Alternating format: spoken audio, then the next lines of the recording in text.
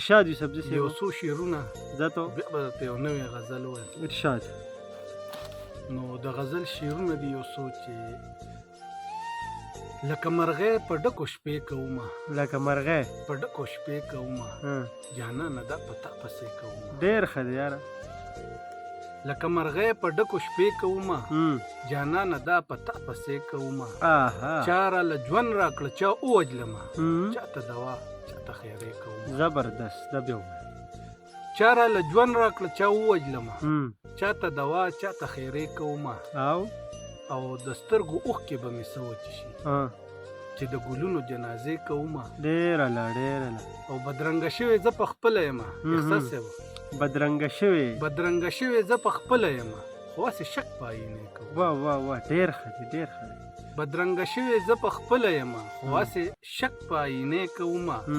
او ستا د لیدلو په نیت، ستا د لیدلو په نیت هره ورځ، ستا د لیدلو په نیت هره ورځ تواب زه ستاسو د کوڅې کوم. ډېر ښه دی یاره.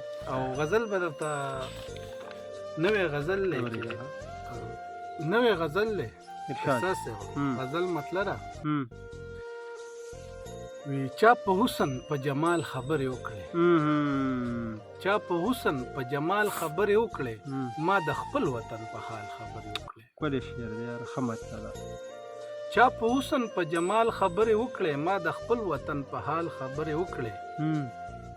نن هغې ښکلې مغروره غاړه راکړه، نن هغې ښکلې مغروره غاړه راکړه، چې مولوي صاحب د زوال خبرې وکړې. ډېر ښه دی یاره.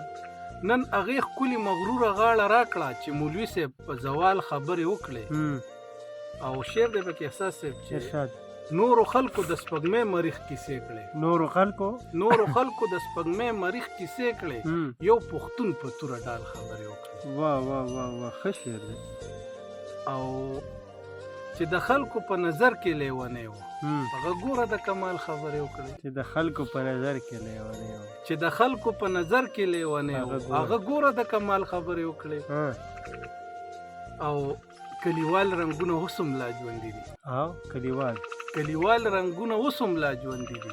دوه مینو په دیوال خبرې وکړې. ډېر ښه یاره، زبردست زبردست.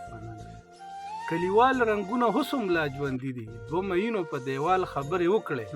او په کلتور د پښتنو مین سړي خو، په کلتور د پښتنو مین سړي خو هم په بیره هم پټال خبرې وکړې. زنده باد. او دا اخیره مقطع ده چې عقلونه ترېنه لویږي روزمینه، چې عقلونه ترېنه لویږي روزمینه، چې عقلونه ترېنه لویږي روزمینه، هغوی موږ سره په سوال خبرې وکړې. ډېر ښه دی یاره یوسفزي صاحب. چا په حسن په جمال خبرې وکړې، ما د خپل وطن په حال خبرې وکړې. مننه مننه مننه.